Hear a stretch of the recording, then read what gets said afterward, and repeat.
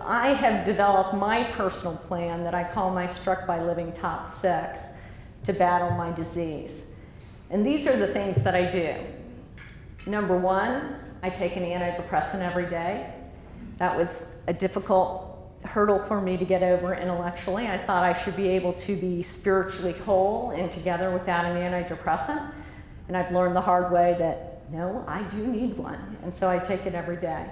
The second one is I say to protect the big three. And for me, that's sleep, exercise, and nutrition. And what does that mean? What I do is I try to establish a normal for me. Everybody's got different sleep patterns or body weight and all those things, but I know what a normal range is for me. And if I see a big fluctuation from that normal, I know to try to get myself back on track. And if I can't do it by myself, then I call my psychiatrist and we'll come out with another plan. Number three in my top 6 is I have learned to listen to my husband and my family and friends about my behavior. One of the hard things about mental illness is your brain is broken and you're trying to diagnose yourself.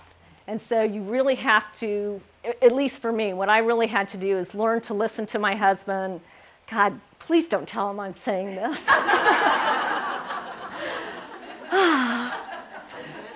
But generally, he's usually first and forerunner, the person on the ground who sees me the most, who knows when I'm not sleeping. And friends are great too. Friends will say, I got an email from you at 2 o'clock in the morning.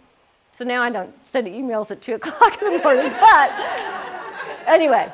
The other thing I try to do is plan ahead. And, you know, life is unpredictable and life hits you with things you don't expect. But in some ways, life, you can see when the crisis points are coming. And so what I try to do there is I'll set up appointments with my psychologist. I did this a couple years ago. I returned from a year in London. I loved London. I felt like I had died and gone to heaven. They had great theater, country walks, great art. People understand the kind of books that I read there. It's just fabulous. And as much as I love Dallas, I was kind of worried about coming home to Dallas and driving carpool.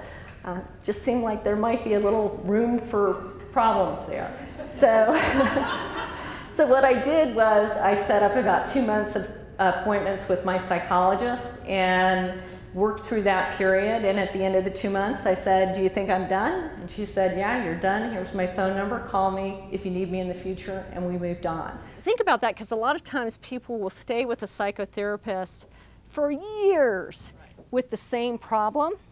And so you need to be a smart consumer. If you are going to a doctor for a medical problem and you continue to have the same problem, after 6 months, you probably find another doctor, right? You should think the same way about psychotherapists. Try to excite and challenge my brain. So I'll take time to do things like I'll sign up for a course or a session of courses. I'll go to a museum, all the kind of things that I would say to myself previously, it's not that important and you really don't have time to do it. I try to at least reserve 1 day a month where I go do something that's exciting for my brain. And finally, what I try to do is surround myself with friends that have a sense of perspective and who are fun. I am a member of the Cooper Center, and there are some, Suber is here from the Cooper Center, and I think I saw, oh, and Mary Jo, there's a number of friends here from the Cooper Center, Diane too. And what's really great about the Cooper Center is there are people there of all ages. There's one particular man named Irving who's 82 years old. And Irving has experienced incredible pain in his life, but you wouldn't know it by seeing him at the Cooper Center. He's jogging with us on the track. He's flirting with all the women. And Super, you know, you've seen this guy, right?